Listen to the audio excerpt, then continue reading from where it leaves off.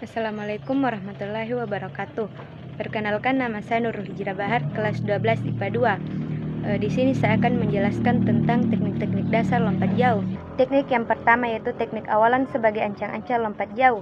Sikap awalan dalam teknik dasar lompat jauh sedikit berbeda dengan awalan lompat tinggi yang merupakan saudara di bidang atletik. Dimulai dengan persiapan ancang-ancang kemudian berlari dengan sangat cepat. Tahap awalan akan berhenti tepat sebelum seorang pelari melompat. Proses pembiasaan diri sangat dibutuhkan.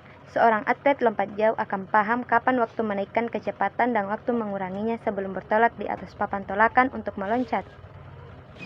Teknik yang kedua itu teknik tolakan dengan kaki terkuat.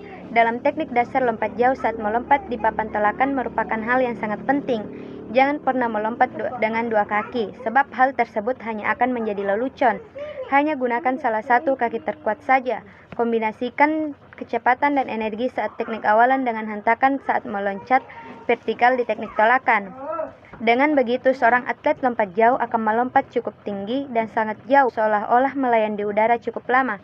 Kedua kombinasi pada teknik pertama dari kedua harus seimbang. Yang ketiga yaitu teknik melayang mengatur posisi kaki. Ada 3 gaya dalam melakukan teknik melayang saat lompat jauh. Melayang adalah istilah teknik setelah melakukan tolakan atau lompatan, sehingga posisi melayang berada di udara. Dalam teknik melayang, sikap ayunan serta keseimbangan sangat penting dilakukan. 3 gaya dalam teknik melayang meliputi: yang pertama yaitu gaya jongkok yang saat berada di udara menyerupai orang sedang berjongkok atau duduk. Kedua, gaya melayang seperti orang terbang, yakni memosisikan diri tetap dalam keadaan tegak. Keseimbangan adalah hal paling penting di sini. Yang ketiga, gaya berjalan di udara paling banyak digunakan oleh amatir. Anda bisa menyontoh gaya ini untuk tes penjaskes sekolah atau lainnya. Proses melayang di udara ini sebenarnya dapat didorong oleh tubuh atlet sendiri, yakni dengan memajukan pinggul dengan keras ke depan, memutar tangan atau memposisikan kaki condong ke depan. Dan yang terakhir yaitu teknik mendarat agar tidak terjadi cedera. Mendarat merupakan teknik terakhir dalam urutannya sebagai teknik dasar lompat jauh ini. Proses mendarat dalam atletik tidak boleh sembarangan, sebab salah bisa mengakibatkan cedera. Berbeda dengan teknik tolakan, pada saat mendarat seorang atlet harus menggunakan kedua kaki.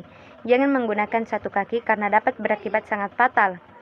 Tumit kedua kaki harus berimpitan, condongkan badan ke depan atau ke arah lutut supaya tidak mendarat menggunakan pantat. Setelah proses pendaratan selesai, kalau mau meninggalkan tempat pasir jangan kembali ke belakang. Berjalanlah ke arah menjauhi papan tolakan agar dapat dihitung berapa jauh seorang atlet melompat.